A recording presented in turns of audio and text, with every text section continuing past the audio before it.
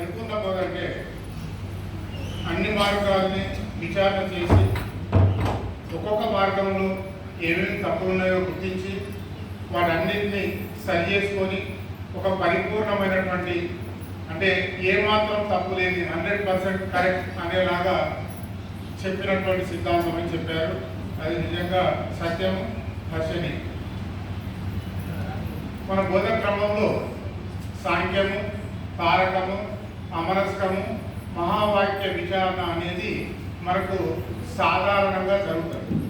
ఎందుకు ఈ క్రమాన్ని చెప్పినారంటే సాంఖ్యం అనగానే ఈ దర్శనకారులు మొట్టమొదటి చెప్పినటువంటి విషయాల మీదనే ఈ మతాలన్నీ ఏర్పడతాయి.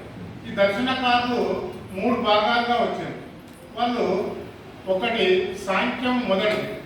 ఆ సాంఖ్యంలోనే ఈశ్వరవాదమైనటువంటి యోగం ఒకటి. ఈ 2 ఒక వర్గాలు. ఇవి సత్కార్యవాదులు అంటారు. అంటే సత్తే కార్యంగా వచ్చింది అనేటువంటి నమ్మేటువంటి వాళ్ళు. సాంఖ్యంలో మనకు తెలిసింది ఏంటంటే ప్రకృతి అయినటువంటి సత్వరజ తమో గుణాల నుంచి ఈ సృష్టి అంతా జరిగింది అని చెప్పారు. అంటే కేవలం సృష్టి జరిగితే ఈ దేహం అంతా ఉండగానే ఇందులో నుంచి తెలివి తప్పి దాన్ని మరణం అంటున్నాం కదా, లేదా నిద్ర అంటున్నాం కదా.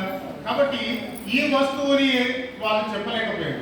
ఆ 2 వస్తువులకు ఆ తెలివికి ఈ దేహానికి ఉన్నటువంటి సంబంధాన్ని సాంఖ్యులు చెప్పలేకపోయారు. దాన్ని ఈ శరీరంలో ఉన్నటువంటి తెలివికి సంబంధించినటువంటి విచారాన్ని ఈ యోగులు ఎవరైతే ఉన్నారో దాన్ని విచారం చేసి ఇదేమున్నది అని ఆలోచించినప్పుడు వాళ్ళకి ఏం తెలిసిందంటే ఓహో మనసే దీనికి కారణం, ఈ శరీరం